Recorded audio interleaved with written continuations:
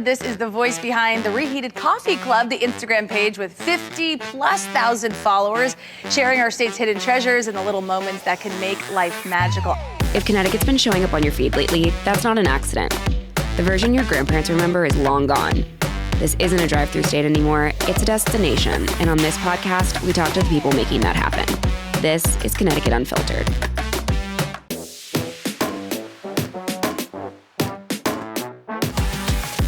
Today's guest is Jillian Gerchrest, a state representative from West Hartford and a candidate for Connecticut's 1st Congressional District. Known for her work on healthcare, reproductive rights, and supporting working families, she is now making a run for Congress and joining us to talk about what inspired that decision and where she hopes to take Connecticut next. Welcome to Connecticut Unfiltered. Thank you for having me. I always start my episode with a gift. Oh, thank you. You get a gift. It's from Hartford Prince. Oh, I love Hartford Prince. I love Hartford Prince. Thank you. In fact, my first episode, Anthony also got a gift from. Do you want me to open it? Hartford. Yeah, if you would like. Yes, please. It's just like a little something I thought you would like. Honestly, yeah. I love everything in that store. It's amazing. People go there and don't spend their entire salary. This is awesome. So she's, for those listening, I am an exhausted American. She has some socks that say exhausted American. There's one other little thing in there. Oh, elect a clown, expect a circus. Perfect. Thank you. I appreciate it. I might have to hide these from the fam. Yeah. I was channeling some feminine rage when I was shopping. Oh, you nailed it.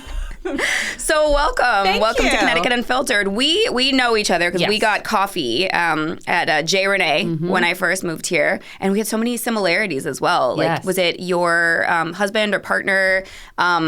Grew up near where I grew up in Miami. Yes, my partner grew up in Florida, right near where you grew up. Crazy. Like his high school, I think I was rival dance teams with. Yes. And so how did you guys meet? We met online. Whatever the app is where the women get to choose. Oh, Hitch, maybe? Maybe. Bumble? I don't know which one it is. Love of those. That. A modern dating story success. Yes. Amazing. Thank you. And you met in Connecticut? Yes, we met in Connecticut. And then did you grow up here? Nope, I'm from New York originally, not the city. Okay. Small town, New Windsor. And it's about an hour and 40 from the city. And then I went to UConn and never left Connecticut. God, I love UConn. Me too. I am a Huskies girly now. Yes, you kind of have to be once you move to Connecticut. Yeah, I definitely feel that. Yeah. And I went to a Connecticut Sun game. Nice. And that was a lot of fun for WNBA. Yeah. We are definitely the capital of basketball. And it's so fun. It is so much fun. It's so fun. Yes. I never been a sports girl. It was sports just went over my head. I was like, yeah, I just hope all the teams are having fun and aren't saying racist things in the locker room or sexist. But now I'm totally getting into it. And basketball's a fun game to watch. Yeah. So UConn, what was your area of study? So I always describe it as I found women's studies. Okay. I went actually for theater. Okay. And quickly learned I can't act. Was good in musicals in high school, but not so good at UConn. But I was comfortable public speaking. And so I took some public speaking classes and then found women's studies and just fell in love. And then how did that pivot to policy and kind of wanting to be in a role where you were now advocating for women on a state level? So I actually also discovered while in college sexual assault crisis centers. Growing up in the 90s and 2000s, sexual assault was kind of always a constant thing you were warned about. Mm-hmm. And it always horrified me. And so I guess the combo of women's studies and what I was learning at school had to, for a public speaking class, pick a job that you'd want to interview for. And I found the Sexual Assault Crisis Center. And so I began volunteering there. Did the 24-hour hotline, went to the hospital with folks, and then the only job available out of college was as child advocate. And I was apprehensive because the reason I was good on the hotline is I'm a good listener, and I can support people and let them know what their options are. I thought it might be challenging with kids, and it was. I ended up counseling hundreds of kids that first year, and I was only 22 with a BA in Women's Studies and 30 hours of training. And we were the main referral for the Department of Children and Families. And so it was that work that motivated me to go into policy. I decided I wanted to try and change systems. I believe public policy goes hand in hand with culture change. And so that's how I went back to UConn to get my master's in social work with a focus in policy practice. Do you feel like there's not enough people in that field? Like to have that many kids coming to you when you're just 22? Yes, 100%. There's not enough services available. Yeah. And the fact that, I mean, we were the main service available because we were free, too. Like, we need a lot more support for people experiencing sexual violence, domestic violence, a whole host of gender-based violence issues. So that work must have been pretty heavy. It was. Too. That's what taught me, too. Like, I am so appreciative of those who do direct service. Yeah. I took it home. Like, I can remember just, like, laying on the floor crying. Like, how can you not? Yeah. You have to be a robot to not take that in. It's just, I have to limit my consumption of social media sometimes because of all, like, the heavy trauma that you see. It stays with you. Yes, it does. Yeah. Like, those stories are still so present in my head. And it guides the work. I do think it's important doing public policy to stay connected because the best way we make public policy is learning from people's experiences. And certainly, that's what motivated me to do it. So I've worked in the state before going into elected office. I worked at different nonprofits lobbying the state legislature on reproductive health. Then I did economic security, started the Paid Family Leave Coalition, and then doing full circle moment, went back and was the policy director at the Alliance to End Sexual Violence. Wow. That's honestly incredible work because I think that women don't feel safe to seek resources that might be public and having free resources that they know that they are going to kind of be safe to say. And even if they don't want to act on it, it's just like a soundboard. Yes. I think that would help. Yeah, to have a place where you can go to just, to know that you can share what's happened to you and no one's going to pressure you to do any one thing. Right. I was recently in a room, without giving too much away because I want to respect the people's privacy, I was in a room with a very small amount of women, and almost 100% of them had been raped.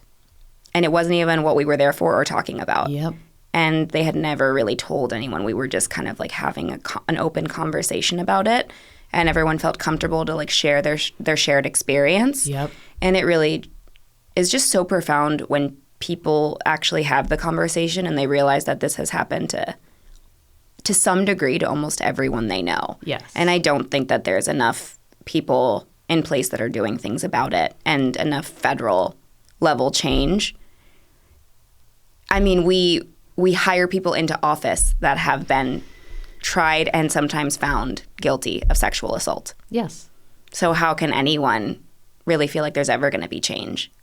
Well, that was that first Trump administration when the, what show was he on where the clip got released of him saying that he sexually assaults women. Yeah.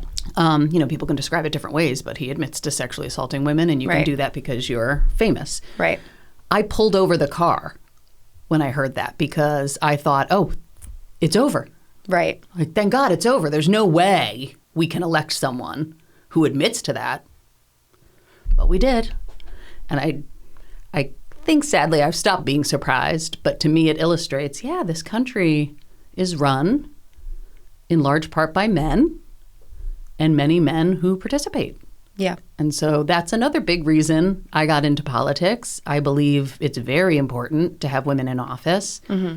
We have much different experiences. Right. And we need a voice at the table pushing in different ways. And so I'm very proud of the policies I've been able to pass at the state level to expand services, to change laws, to try and improve social conditions that impact women disproportionately. Mm-hmm. But we have a lot of work to do at the federal level. What are some things at the federal level you'd like to see changed in regards to like domestic violence and, women really needing to be heard for their experiences? I mean, I think we still have the boyfriend loophole at the federal level where someone who has committed domestic violence against a partner can still access a gun, even though just because they weren't married, and that's why they call it the boyfriend loophole. And so when you're so in the nuance with that, we have a long way to go. And so I'd like us to be pushing for a variety of policies to get more funding to social services that support victims of domestic violence, sexual assault, trafficking, but also to change criminal law. And I think the federal government can set a tone for the states on criminal law that redefines what domestic violence is and sexual assault. Here in Connecticut, people would be shocked, I think, to know that our state laws with regards to sexual assault are still very much based on force. And so for a while there, I was trying to change the law so that if someone didn't consent to sexual violence but felt pressured to do so for a variety of things, like someone saying, I'm going to out you to your family. There's many threats that can be made that would make someone feel as though they need to have. Sure. And our criminal laws don't address those instances. And so the criminal laws in this state and in this country are still very much from a male perspective on what sexual violence and domestic violence is. And so I think we need people pushing to have a better view of what it actually looks like for people. Yeah, that's very well said. That's one thing that I've always said that I want to teach my daughters is what to do when you don't feel comfortable to say no. Because, they didn't say no. They didn't say they didn't want it. They didn't say that, okay, but sometimes, especially growing up, a girl in America where, it used to be the Paris Hilton, Lindsay Lohan's of it, where it's just like you don't eat, you need to look size 0. Now we're in that like Ozempic world where confidence is at an all-time low, especially with social media. And so young girls don't always have the confidence to say no. And then it's that like gray area, which is only encouraged by laws that are like, well, was it assault? And you're basically there like, well, I don't feel like it was wanted. Yes. And that is assault. Yes. And that's the other piece too. Like, so running for Congress, certainly going to be trying to pass policies. But I also think to this conversation of who are our leaders, we need leaders who will be having these conversations about what a healthy relationship looks like, what a healthy sexual interaction looks like. And when we're so stuck in the weeds in our culture on, well, did you say no? Right. Looking for like a black and white answer in an area that is very gray. Yes. Women on a whole are coming from a place of it's your fault versus how can we have a mutual relationship that benefits everybody? Yeah. Yeah, absolutely. So you're doing all this work and then you become a state rep. Yes. And honestly, from what I read in, was it 2018, you challenged a 12-year incumbent. 23. 12 term. Yeah. 12 term, sorry, not 12 year. 12 term incumbent. And you weren't projected to win. Like you had to like petition for signatures and you did it. I did it. So, I mean, you're kind of used to fighting tooth and nail in a race. Yes. So, I mean, it's kind of similar to what you're doing now. Very similar. Yep. Is it feeling very nostalgic? Is it kind of putting a fire to your ass? Are you like, I did it before, I can do it again? Yes. It's all those things. There are lots of similarities of like I'm doing it right now and still being told, like, you can't do this. It's like, I'm literally doing it. Yeah. I am running for Congress. And that's the last time. People doubting you the entire time, questioning why you're doing it, thinking there must be some kind of ulterior motive, when at the end of the day, my main objective is to serve in order to push for change to improve conditions. And what a story that would be. Like the 15% conference underdog coming and taking it. And that was we won by 150 votes in 2018. Wow. And it's from talking to people. Yeah. And that's what the role is really about. Yeah. So talk to me a little bit about the conference, like how that went down. It was my first time learning about it this year. I don't know if that's something that happens in every state. It's different in every state. Okay. So here, yes. I know that a lot of people thought Larson was taking it. Yep. And then Luke came out, and I don't know by how much, but ended up being like The endorsed candidate. But you got on the ballot. But was that a decision that you and Larson had made prior to the conference? No. So thank you for the opportunity to discuss. So yeah, please. How the process works is every town has a Democratic Town Committee. And there's 27 towns in the 1st Congressional District. And then each of those Democratic Town Committees select delegates who go to the convention to vote to endorse. And so each of us, myself included, were going around meeting with the various Democratic Town Committees.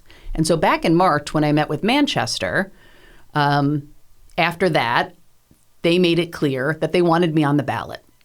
And so they had told me, we'll see what happens in that first round, and we want to get you across the 15% threshold. Okay, great. I still am doing my work, going out, meeting with all the DTCs, trying to get my delegates. And fast forward to the convention, and about a week out, it appeared Larson's campaign was getting the sense that he wasn't going to have it. Oh. This, again, is all rumors. But sure. These were the rumors coming out. And so our team was told that he didn't have any delegates to spare. And so I figured that meant the conversation I had had with Manchester was probably off the table. Okay, still trying to do my thing that final week. But I made it clear that I wasn't going to cut a deal because my delegates were split. So my delegates were, for me, first round. And then if it went to a second round and I was out, they were split Larson and Luke Bronin, which blew some people's minds. But some people saw it as wanting change. Others were more on the progressive side, so they were sticking with Larson.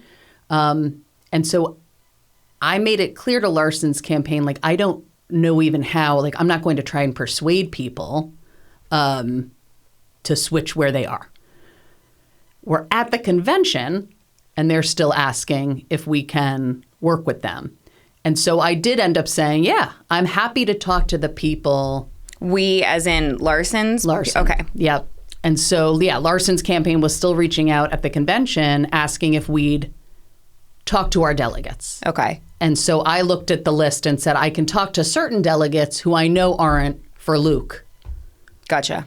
And so I did have that, yes, I had that conversation. Yeah. And in the end, it was Manchester who went for me. So they stood true to what they had said back in March. Yeah. Made it on. I mean, what's really exciting is it's the first time in Connecticut's history that there's ever been a primary against a sitting congressperson. Yeah. So, I mean, again, with each state being different, the bar is so high in Connecticut. And so to get that 15% and now have this opportunity to speak to the voters and give them the choice is just very exciting.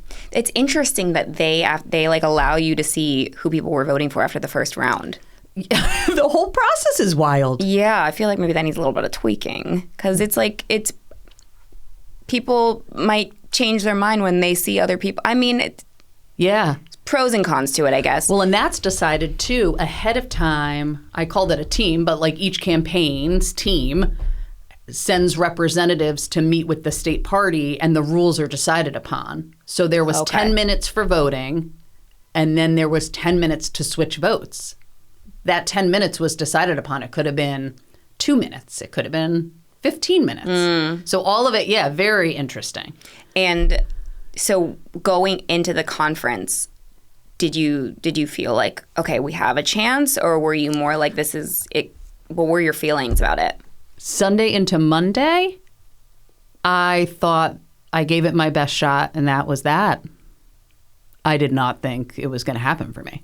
Even there, I pretty much think it was an out-of-body experience, and I was almost throwing up the entire time. That must have been a pretty good adrenaline rush, like when you found out that you... There is this one shot, and the look on my face, I think it still was just like, oh, okay, we're doing this. This is happening. Yeah.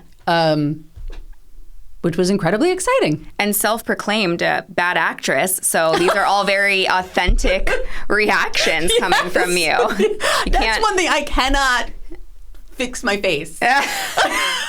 You don't need to fix your face. I make weird faces. Sometimes I watch myself so I wear my emotions on my sleeves, and sometimes when somebody's doing something that's just like icky, like whether it's like a guy saying something douchey or like a kid doing something disgusting, like I'm supposed to be, even keeled, and I just see my face going, and it's like on camera, and you just see this like slow, like disgust. Like, yeah. I would not be good in politics, but although maybe you would. Maybe we need. I don't know. I don't know about that. We may need more natural. Yeah. So what was the moment that you decided, I want to run for Congress? I want to do this. So it goes back a little ways. So in 2018, when I ran for state rep and won, I had people reach out to me then to say, you should challenge John Larson. This was Trump won, and the congressman wasn't hosting town halls like many people were across the country, and folks were very frustrated. And so I said at the time, like, I'm not just the woman who runs for office. Like, that's not the point here. I actually wanted to serve in the legislature, but I'll admit the seed was planted. Okay. So then I go about my life working at the legislature. And then Trump 2 happens. Yeah. And it's very similar to when 2018, where I'm like, I can't sit back anymore. Like, this is absurd. And I was also incredibly frustrated by the Democrats because the Democrats are part of the problem down there. Not all of them, but many of them. In particular, if you've been around for 28 years, you are part of a broken system. And we need new perspectives, new experiences to push us in a different direction. And I don't see a real vision coming out of the Democratic Party. I see a lot of reaction, oftentimes, to various things. And they always seem to be scrambling to react to what the Republicans are saying about them rather than standing firm in who we are. So, for example, with reproductive health, it's standing firm in that. Like, we believe that all people have a right to make decisions about their bodies. End of sentence. And you turn and move into talking about what we really need to focus on in this country is living wages, bringing costs down, health care people can afford. And then when rumors started to come out that Luke Bronin was jumping in the race, he had been running for governor up until about a week before that. And so I decided I'm not just sitting back and letting this happen. So I jumped in. Love that. Love a girl with balls. Yeah. Thanks. What was your relationship with Luke and Larson prior to running? Luke and I had met the summer before, and I'd known him in different spaces. We met that summer before for his run for governor. Okay. And then, like I said, I'd seen him at events, very friendly relationship. And then the congressman, he had asked me to nominate him, I think 2 or 3 times before this, I'm unsure. And I did reach out to him.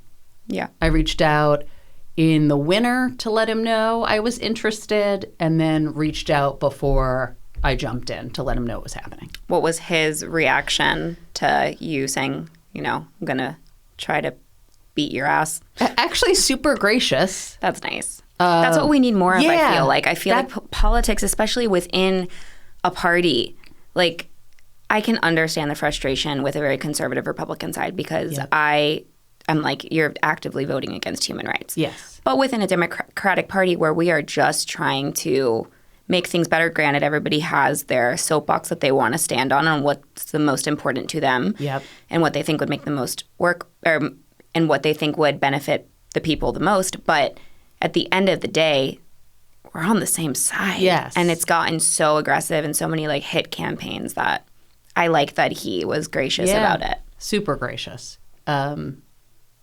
Which was nice. And we've remained like that when we see each other. That's good. Yeah. I think that it's really an interesting thing that happens in politics where, especially for like a presidential campaign, you'll see all of these candidates on stage arguing and it gets pretty personal. Yeah. It gets pretty personal. But then afterwards, sometimes they're working together, sometimes they're endorsing each other, and it's like, we don't talk about that time. Yeah. We don't talk about that little debate. Past. Yeah. I'm like, So do you guys just like secretly hate each other? Like it's very confusing to me. Another reason I don't think I could be in politics, because I'd be like, no, I remember what you said about my mother on stage. Yeah. I have a thing, like I so noted. Like that's what I think in my head when certain things are done or said. So noted. But then I was taught after that first campaign is you have to let all that go, because now you are working together. And in Connecticut, I mean, it's a small state. Yeah. Oh, I've learned. Yes. I have learned. And so you're going to work together again. Yeah. Yeah. You will come back across one another. Yeah. That is true. That is true in my field, too. The content creator world is a very small world. Yes. See all of these people all the time. All the time. Makes for good pay transparency, though. You can't get anything above our heads because we know you paid. Oh, that's good. XYZ. Yeah. Yeah. That is helpful. Also, somebody, if you haven't met her, I'd love to introduce you because she is incredible and a huge advocate for mental health. She started a company called Grief Sense. Okay. But Mimi, forgot her last name. I'm going to get her on the podcast for season 2. Crazy how season 1 booked up so fast. Believe it or not, season 2 is booked. Good for you. Congratulations. Nuts. I would love to have conversations with absolutely everybody who reaches out. There's just not enough episodes. Yeah. And like not enough time. But anyway, I say that Mimi also created something called Creator House, which is almost like a union for creators. Oh, that's to where we awesome. have like a standard and we communicate but it's also a platform for doing good. So creators who want to use their platform to spread messages about state politics or things to help in your community or advocacy work or nonprofit work. So that's amazing. Really, really cool. I would love to follow up so I can look into that. Yes, yeah, definitely. So kind of a different route, but I would love to hear your perspective on this because I have this conversation with friends all the time. How do you feel about a 2-party system? Ooh, I don't like it at all. There's that noise. Yeah. Do you feel like it works? People. Do you feel like it'll ever change? I do feel like it will change. I say that because history shows us that things have been different. I think when we're in so the other thing I've done is I teach adjunct. And I've taught poli-sci, intro to poli-sci. And like a college level? Yeah. Which I think is helpful because you can look back and see that this isn't the way it's always been. Yeah. Which makes me think it's not the way it will always be. Right now, it's hard to see that because we're so entrenched in it. Yeah. And right now, it would be hard to change it because it's also so rooted in money. Mm-hmm. But my hope and what I'll be pushing for is to get that money out of it. And I think if we can get money out of politics, we will see other parties start to pop up. Ranked choice voting is getting, it is at its beginning stages, but it is slowly happening. And so I think we could see that take place in the country.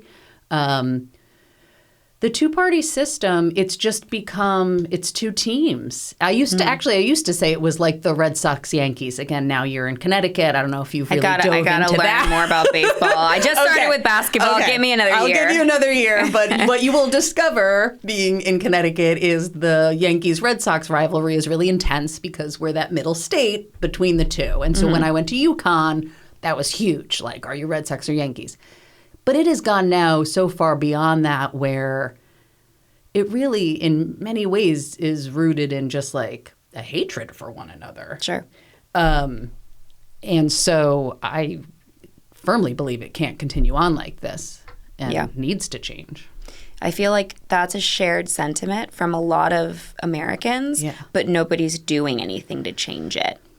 It's just, and that's one of my biggest pet peeves just as a human, when there's complaints but no action. I couldn't agree more, which is why I got involved and get involved. Yeah. And I did put out a platform about campaign finance, saying until we can overturn Citizens United, which to me is a goal, but that takes changing the Supreme Court, which isn't impossible. Right. I'm a long-term planner and a short-term planner. So it's like, okay, so how are we going to get to changing Citizens United? We need to change the Supreme Court. Okay, great. So I've got that path. Well, in the interim, though, while we wait for that, push for that, the plan I put out says, okay, super PAC, okay, corporation, you want to donate to a candidate? We're going to tax that donation and use that revenue for a fund of money that candidates can use, similar to what we have here in Connecticut at the state level. So Josh Elliott, for example, all the news that he just qualified for the public financing. You raise a certain amount of money, and then there's a grant program so you can run for office. That has transformed the game here in Connecticut, where various people who never could have run for office, including myself, ran for office because money wasn't a part of the equation. And so I think if we can get money out of politics federally, we're going to see different policies pass that people actually want, that will help people because they're not informed by these moneyed interests. Sure. There are very few people who can write a check for $3,500 or write a check for $7,000. The people who donate $50, $100, $250, $500, as a politician, like, yes, you're grateful. You will talk to them. You talk to anyone. Mm-hmm. But it's a different dynamic than folks who have dispensable income. Mm-hmm. I mean, $3,500, that is a lot of money that most people cannot just write a check knowing they're not going to get a tax break even. Or, or $7,000. Again, no tax break. You just have this money to give to campaigns. The other piece to look at is who are those people and what are they associated with? Okay. And so I did get, my parents were one who gave a lot. Obviously, that's obvious why they gave. Thanks, Mom and Dad. Yeah, thanks, Mom and Dad. I did get a larger donation from a woman who runs the National Diaper Bank. Okay. Okay. Awesome. Yeah. To me, it's like, okay, great. We should be ensuring there's greater access to diapers for families. It's when the money is coming from, and one of the contenders in the race, a data center CEO. Okay. Well, that's interesting. So if you're getting large amounts of money from them, what's the connection? What might be the interests that are influencing why they're donating to your campaign? A GOP mega donor. Okay, if you're taking money from a donor who also gives to many people in the Republican Party at this point in our country's history, I find that problematic. What do they want? Why are they investing in your campaign? They're not investing in my campaign. Yeah. Nor would I want, them to invest in the campaign, because what does that mean? And so I do think it's important to understand where the money's coming from, because it does raise red flags to me about where that particular politician's policies are going to go. Is there any kind of law in place that you can't make these deals with, you scratch my back, I scratch yours, quid pro quo? No. There should be. Yes. But it's also based out of, just playing devil's advocate, assumption, right? They could just be taking donations and it not, you could theoretically take the diaper bank's donation and not have anything about diapers in your platform. Yep. We know you do as a woman, but it could just be people who like you and believe in you.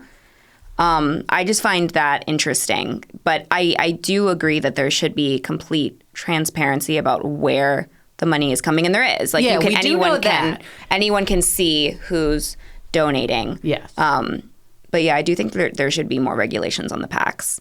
Agreed. And that was the result of Citizens United. Right. And so we need to, I believe, we are not, people bring up quite a bit to me term limits.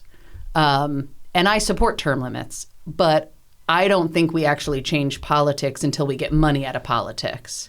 You could put term limits, but if we're electing the very same people who are beholden to these special interests, it's not going to change.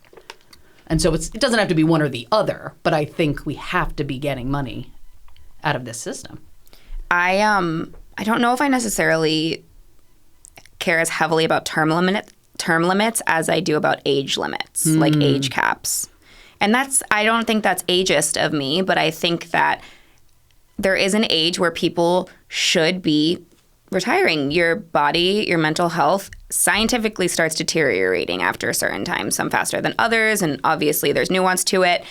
But I do think that having someone go for president who, Trump's like turning 80 or is 80, something like that, and his health is horrible and it's being covered up. But I don't think that's responsible because what you're doing is you're setting, and not just president, but congresspeople, governor, like really anyone, you are setting up laws and systems that you're ultimately not going to even live to be a part of. Yep.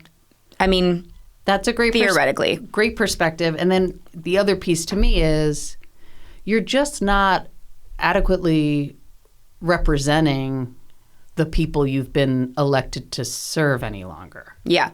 Yeah. Because also to your point, like, the folks that are living today are experiencing something much different than what you experienced or even experiencing at that age. Yeah. And I don't necessarily think that you need to have someone's lived experience to be able to like empathize and like act on it. But I do think that, you know, in a world where it's like AI is going to be a major decider in jobs and in everything, in our systems, in our government, and it's really wild. Yeah. But somebody 80 years old, as intelligent as they are, as much time as they have to do research, that's not something that they're going to be able to grasp the same way a 15-year-old who's growing up learning about it in school and is growing up using it in their daily life is going to understand on. And it's things like that I'm like, sure, you can have a team to help you. Sure, you can learn about it. But there is a disconnect. Yes, I agree. Speaking of AI, how do you feel about it? Do you use it in your like daily life? Are you somebody who's actively against it? So what's interesting is in the door knocking right now, one top issue coming up. Okay. I mean, because it affects everyone, and that's what I think is interesting. Yes. It really is an issue that affects babies and children. Yep. It affects kids in school. It affects adults. It affects the elderly. It affects our government. Yes. It affects our job market. It affects everything. Yes. So it's interesting you say that. So yes, of course you cannot get away from it. So on a daily basis, I think so. I'm 44. Google on my phone was the greatest thing ever. So I will scroll down. You know, I'll see the summary that the AI makes, and then I'm like, I want to know where that's coming from. What are these sources? Yeah. And that's my fear for younger people, right? If you're not taught those skills to look into where is it coming from? Right. What are the sources? So that's one piece. It's affecting me. I do have 2 teenagers. I've had many conversations with my son in particular about the use of AI in school. He's in high school, so trying to figure out how best to do that. I'm concerned about the environment. Yeah. Very concerned about the environment and the amount of energy this is sucking up and what that's going to do to communities and water and energy prices. And then jobs. What is this going to look like? And yes, I'm sure AI will be able to improve upon and help some jobs, but others not so much. And so what is the cost benefit analysis going on here? And so as a congressperson, that would be a key area that I would build a team around. Yeah. You know, we've already talked about me running for state office and now running for Congress. The way I work is I don't know everything about everything. How could I? But I want to learn from those who do have a great deal of knowledge to then inform the policies I'm working on. But I think it needs to be regulated. We have not gotten ahead of it. No. We are now catching up. And so there's a lot of work to be done as this continues to just roll out. Yeah, I think that there needs to be like federal policies, not just state level. Agreed. About AI. What's your AI of choice?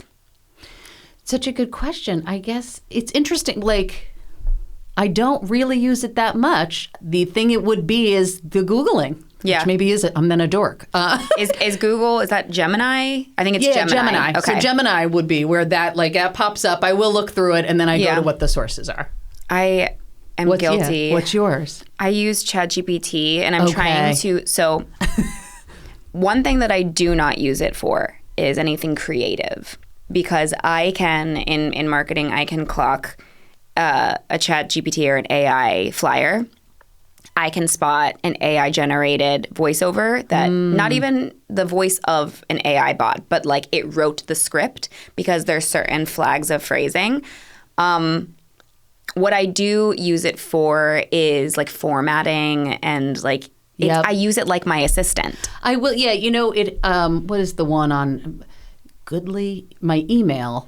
Yeah, will edit will correct my grammar. Yeah, I guess that's what I would be using. But I've had this conversation with somebody recently where it's like sometimes, and especially why I don't use it for the creative, is AI's whole thing is perfection, and it doesn't always pick up like quirks and nuance and comedic timing, and like maybe I don't want the punctuation to be grammatically correct because from like just think about like a poem, like if you're doing like a soliloquy or a haiku or whatever, like the spacing's weird, the punctuation's weird, and sometimes that's how I like to talk, and that's how I like to. And AI won't do that. No, AI hates the term circle back, and I say that a lot. Apparently, it's like I'm going to do this and then I'll circle back, and it keeps trying to change, and I'm like, no.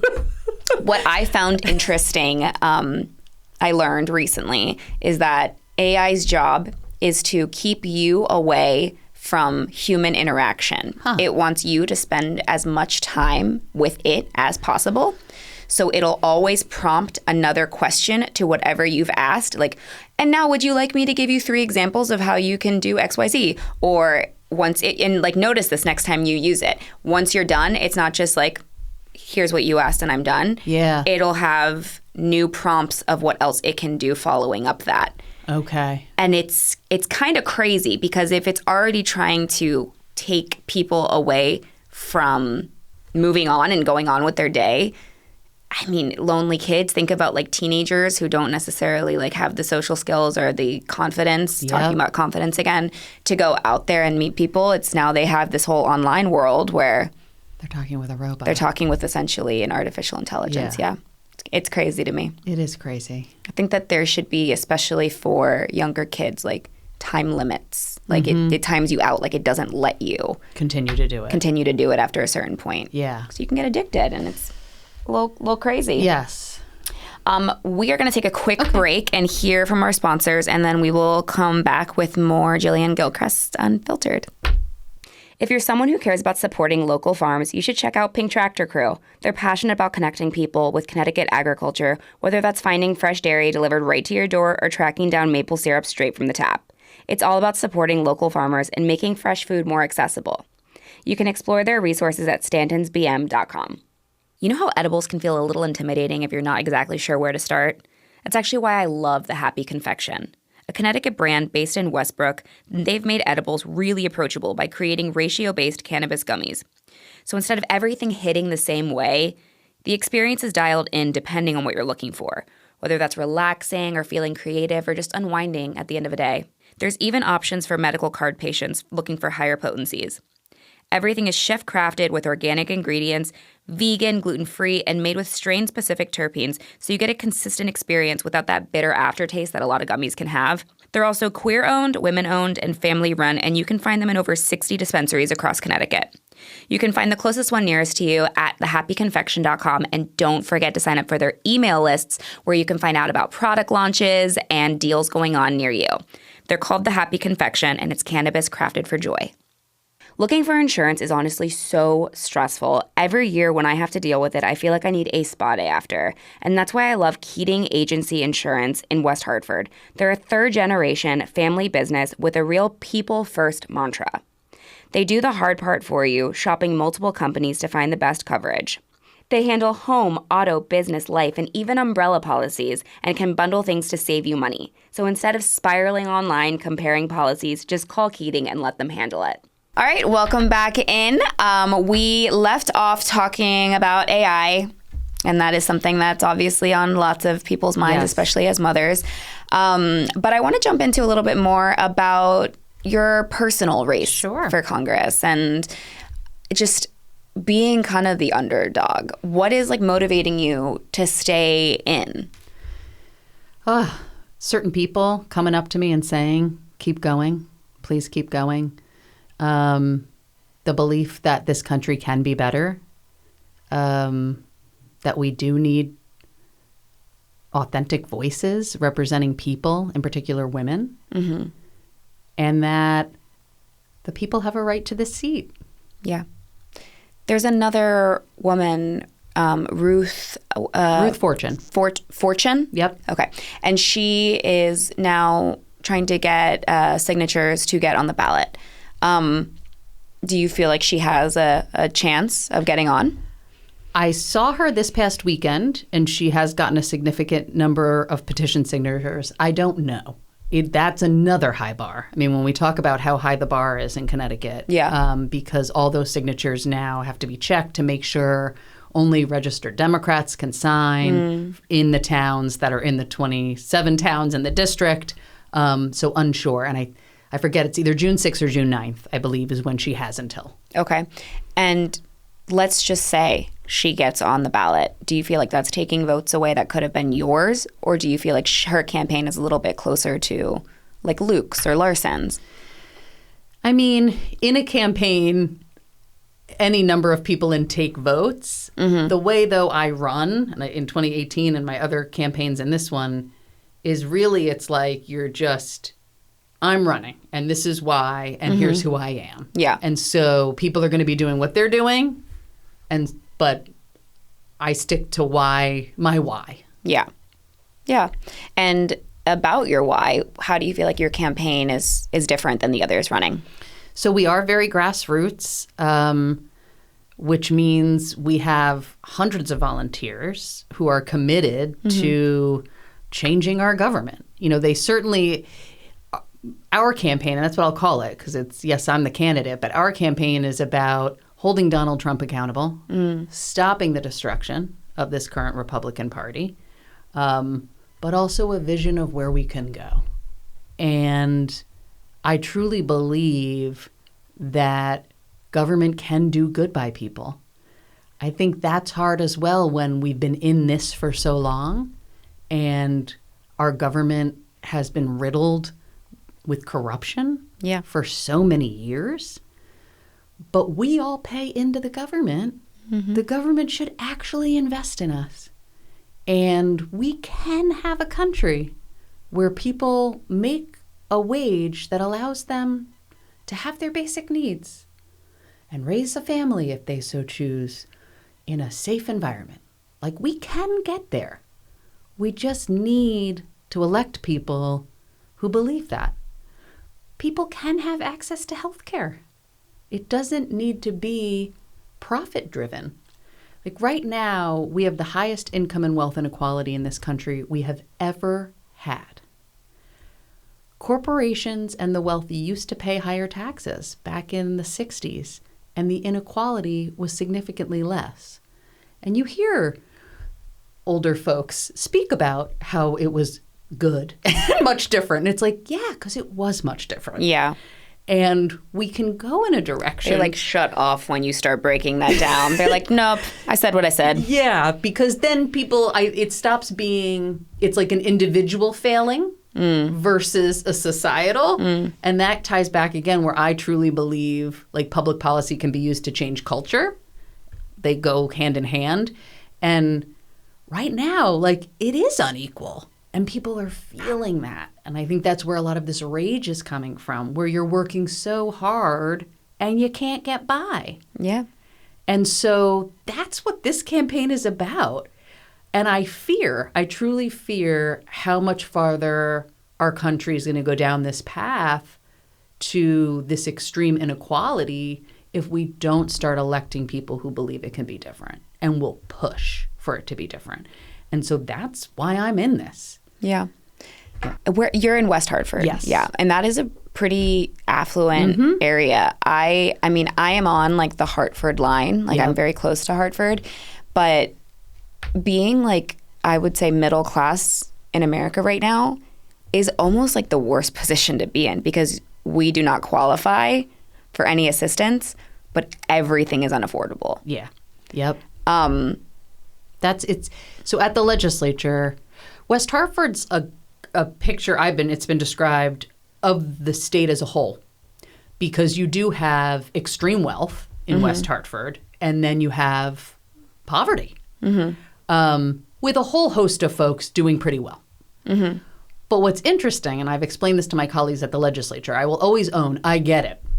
I get there is a great deal of poverty in this state. And so I am not in any way trying to compare, but I want people to recognize, it's kind of what you're saying, there are a bunch of folks who moved to West Hartford. For many people, kind of like a dream town. They wanted their kids to go to schools in West Hartford. It's a beautiful community. Yeah, that's why we moved there. But with the costs continuing to rise, food, gas, property tax, electricity, it's become unaffordable. And now you're kind of living house poor. Yeah. And so agreed, where it's a lot of people are struggling. And that's, I think, again, why we're having like so many people are just frustrated. Yeah. And that ties back again, like we are all paying in. Like we should actually be supported. Yeah. And that starts at the top, and the federal government is stealing the money. For a very liberal state, I am surprised that things don't get past like what New York is doing with like universal child care. And I just feel like that is something that Connecticut would all vote on, you know, especially if it's coming from our tax dollars. What I have found in Connecticut is people love to complain about taxes, right? But when you break down where the taxes are going, they're like, oh yeah, you know, I do like those things. And you're like, well, you have those because of your taxes for the most part. And I feel like I personally, I'd pay a little more in taxes to have free daycares and childcare. Yep. It's interesting to me. I think the Republican Party did a good job of demonizing the word tax. And that's why you hear me speak about, I think language is important and the way we talk about things. But so that's why you hear me talking about like we pay in taxes. Yeah. The government should support us because I agree. I think right now the frustration is people are paying in and they're not getting more and it's actually getting more expensive. Yes. And that's connected to this federal piece where we're not seeing the investments being made. It also, there is a state piece, a big state piece. You know, that's a different race that I'm not in, but I've been frustrated for some time. For all 8 years I've served at the legislature, Connecticut is paying off decades of debt, which we should be, but we're doing it at a rate where we are jeopardizing Connecticut's current citizens. And that, again, is frustrating. So we have these fiscal guardrails in place in the state of Connecticut at the state level. And that's making it where we're not investing as much as we should be in public education or in childcare or in healthcare. And so Connecticut, it's interesting because then it falls to the property taxes. And so that's the only way for a municipality to pay for schools. And so we need that investment from the federal government. I can imagine that's really frustrating too for people who choose not to have children, that they are paying into, I mean, so in Florida, some of your tax dollars go towards private school tuition. Okay. And in Florida, an abundant amount is Christian, Catholic private schools. So essentially, you are using your tax dollars to pay for someone's kid's choice to go to a private Catholic or Christian school. And even as a mother, that's something where I'm like, absolutely not. Yeah. Absolutely not. Yeah. No, thank you. That's your choice. I'm not paying for it. You want to do that, go for it. Yeah. But why am I paying for that? Yeah. So I do think that there is, it's almost like, have you ever had a job where you can choose what your benefits are? It would be cool if there was like an option where you can choose where your tax dollars go. And then from that pool, they can make changes with that amount of money. Because, I mean, most parents would say, okay, education, parks and rec, libraries, social services. But then, you know, you'd have Republicans that are like, I don't know, what do they like? Guns? I don't know. I don't know, but that's private funded. But I can't speak on a Republican's mind. I don't understand it. I mean, I feel like all of this would be a lot better if we just taxed the rich. And I don't mean the rich who are like 500,000, because at this day and age, that's not even really rich anymore. No. And that's crazy to say, but I'm talking like the billionaires. Yes. Why you will never use that money, your family will never use that money in like dozens of lifetimes. Yes. Why you wouldn't even feel it? You would not even notice it if it got taxed. Well, so yes, I want to tax the extremely wealthy, millionaires, billionaires, and corporations who we keep seeing are getting away with not paying any tax. That doesn't make sense to me. And what I've gotten to see as a state rep, I co-chair the Human Services Committee, where we are responsible for our state's Medicaid program, the SNAP program. We also know people receive housing subsidies here in the state and across the country. It's those very corporations like a Walmart who doesn't pay their staff a living wage. Mm-hmm. And then that staff need to receive public benefits because they need food, they need health care. And so we all are subsidizing those corporations for their CEOs and their shareholders to make millions. And so as a congresswoman, you can pass laws that say, hey, if you have a certain percentage of your staff receiving public benefits, you need to increase wages. You need to reduce that CEO to worker pay gap. You need to pay higher taxes. And that's what I'd like to see us do. Do you feel like there should be a federal standard for minimum wage? Yes. And the minimum wage is still in this country $7.25. I thought it went up. So Connecticut. So each state can if they choose. So Connecticut's is much higher. Okay. Funny story. So my son is about to be 17. My nieces just turned 17. Last summer we went and visited. They live in North Carolina. My niece Reese being paid $7.25 an hour. Donnie, $11. Like that's insane for the same amount of work. Yeah. And so that. But even $11 is. Yes. That's still has to be higher. The bar is too low. Yeah. And then that means all these other wages for teachers, paraprofessionals, those who work with individuals with intellectual and developmental disabilities, like all these various fields base it off the minimum wage. And so everybody is too low. I feel like careers, in general, their salary is based off of like schooling and experience. Oftentimes, not always, but like, I mean, you could have a blue collar worker who's making well into six figures because it's a trade. But now that college is so expensive, it really is setting people up to fail. You have this small percent that might qualify for scholarships and to get a full ride. But an average person who is decent in school and might not have grown up affluent now maybe can't afford college and is now being forced to make minimum wage. And it's like the system is set up for you to fail. Yes. I mean, I think that college is something that there should be caps on what even private colleges can charge for. I agree. Tuition. That's something that is nobody, I feel like, is talking about. It's across the board. So getting to run for this seat and learn about so many different topics, the overarching theme for me is that our country has become so profit-driven across all realms, including higher ed. And very systemic. Yeah, like at the expense of everything. And I get we're a capitalist society, but it has gone too far. Yeah. Well, look who we have as our president. We have a reality TV star whose whole thing was, you know, make money and look at me, look how flashy I am. And he's filed for bankruptcy a couple of times too, which I've always said, oh yeah, quite the businessman. All he does is cheat and lie. Yeah. I'm so glad that was the choice. I find most businessmen cheat and lie. Yeah. But.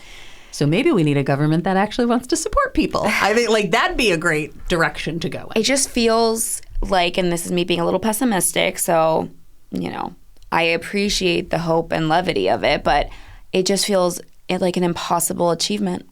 And also it seems like things in politics have to go through so much red tape that it takes decades to see the real change. Like even if something got passed, when would you actually see and feel the difference? How, like if we change things from, you know, so that farmers don't have to get taxed so that their produce and food could be more affordable in the grocery stores, whatever it is, how quickly would we feel that change? So I hear that. And what I'd say to that is, but it can change. And again, history shows us it does. And so why not start now pushing towards that? And there are others who have been elected who are pushing in this direction. The example I'll give is paid family and medical leave. So I read a report, went into my boss, said, hey, can I work on this issue? I was working at the Connecticut Association for Human Services at the time doing early childhood policy work. He said, if it doesn't interfere with the grant work you're doing, sure, go for it.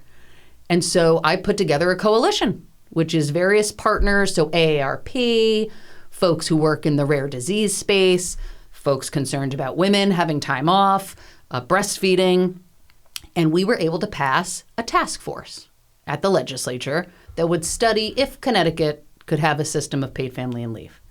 It ended up taking 8 years, but we have it. And so yes, do things take time? Yes. And each year when a policy would fail, was that disappointing? Yes. But we brought on more people. We built the coalition. We built understanding. We figured out how it could work. And the first time I heard the commercial, I guess I pull over a lot. The first time I heard that commercial on the radio, again, pulled over and started to cry because it was like, oh my God, like we did it. And I've known people who've moved to Connecticut because of that program. And so it is possible. It's really hard when we're in it because it's so hard right now to see that it could be a different way. But if we don't elect people who believe that, oh my God. We're basically setting it up for kids to have a better future. Yes. Because it's, I mean, let's say that universal child care passed in Connecticut now, I wouldn't feel that because my kids will age out of daycare and they'll be going to public school. I mean, we moved here for the public schools. Yeah. We're in West Hartford because of the public schools. Yep. Well, not the only reason, but big driving factor. But it makes it so that if my kids decide to stay here, if they decide to have a family, that they might live a little more comfortably than, you know, we're currently going through. The example I'll give, and this one is painful, is abortion rights. I've done that work for decades. And for years was saying, like, we got to pick it up. Like, the other side's passing laws left and right across this country. Their goal is to overturn Roe. Yeah.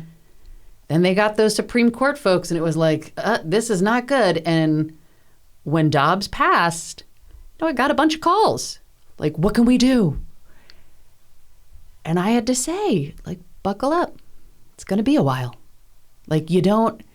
And so when you're saying, like, I mean, I'm going to push every single day, and in Congress, I would want a federal law that protects the right to access abortion and a whole host of reproductive health care.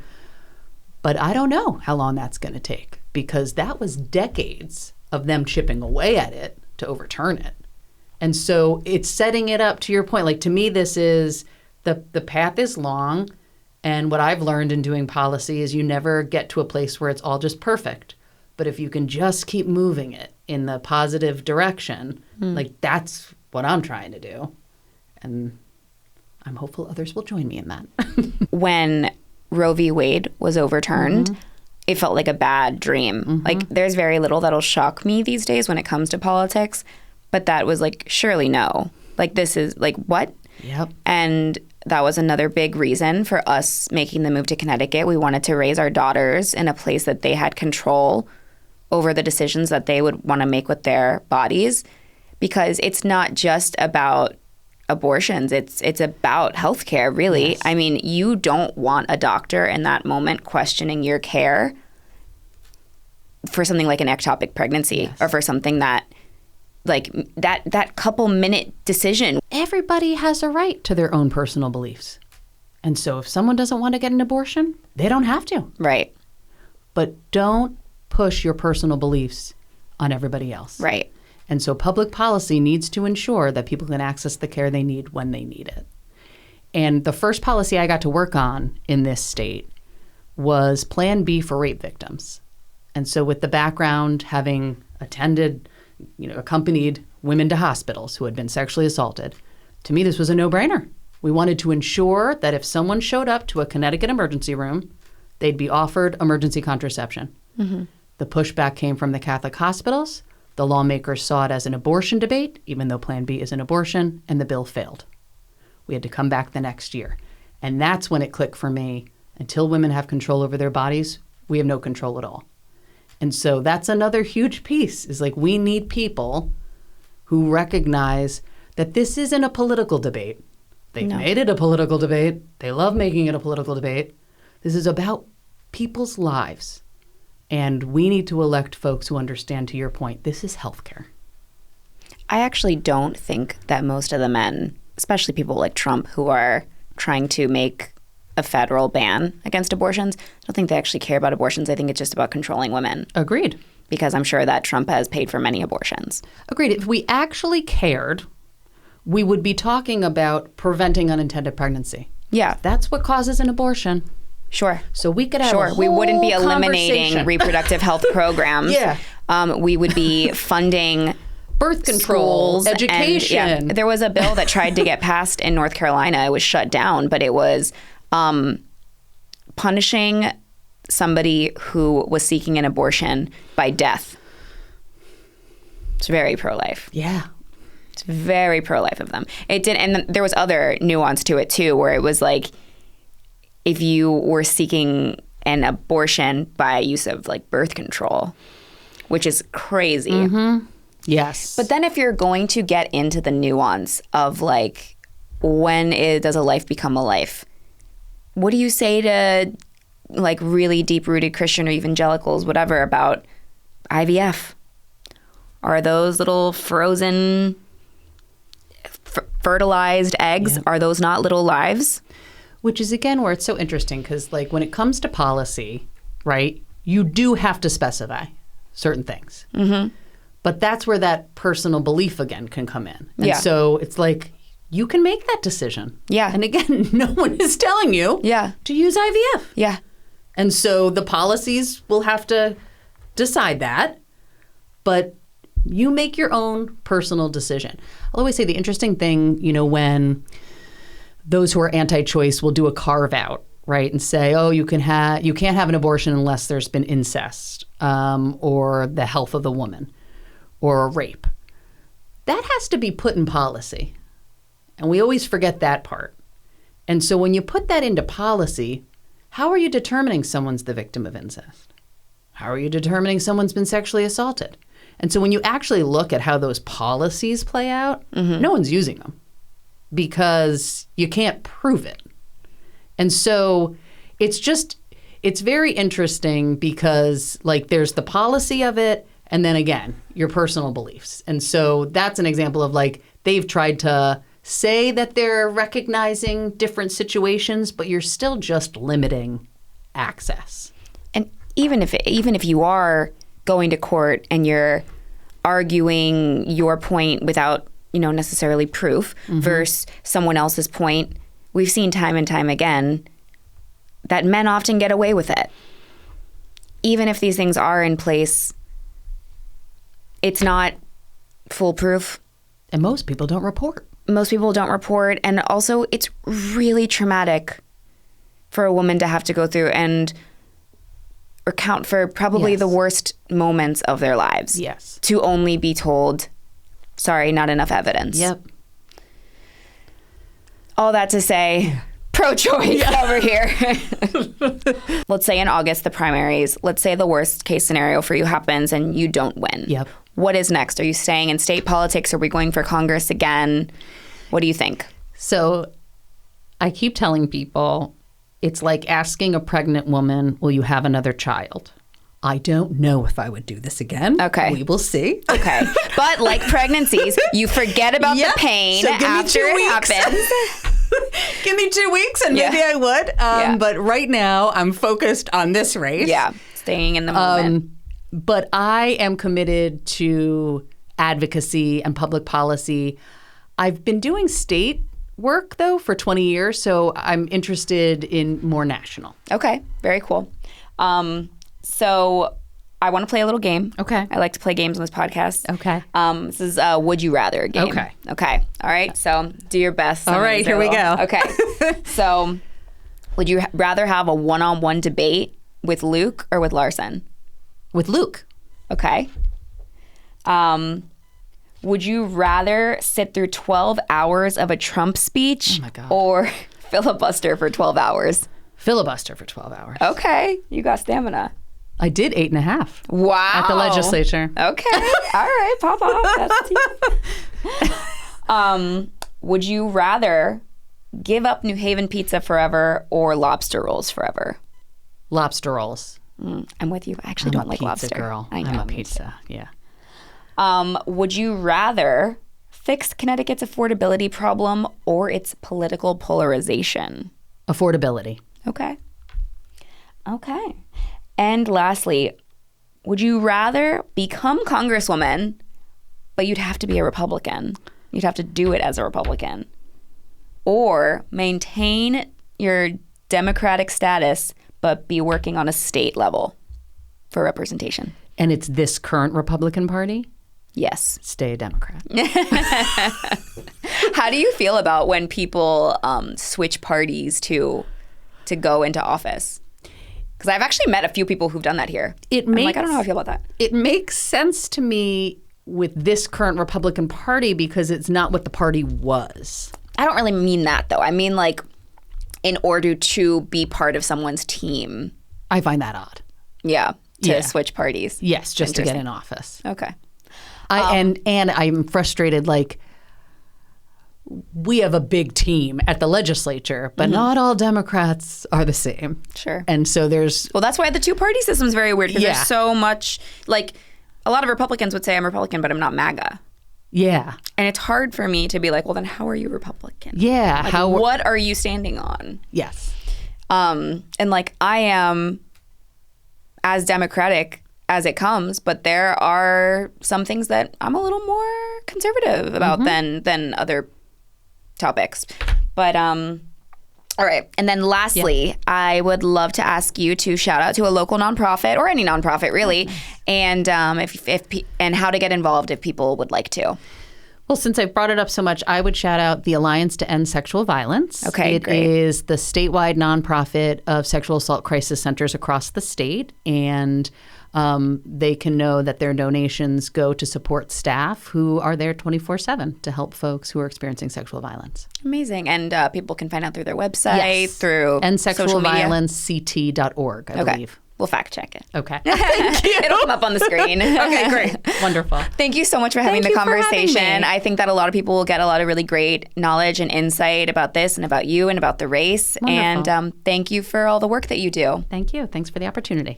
This podcast is kept caffeinated by Sola Karaoke, The Happy Confection, Pink Tractor Crew, and Keating Agency Insurance. Thank you for listening to Connecticut Unfiltered. If you liked the conversation, please make sure to like, subscribe, follow, and share, and keep the conversation going about how we can make Connecticut more than just the drive-through state.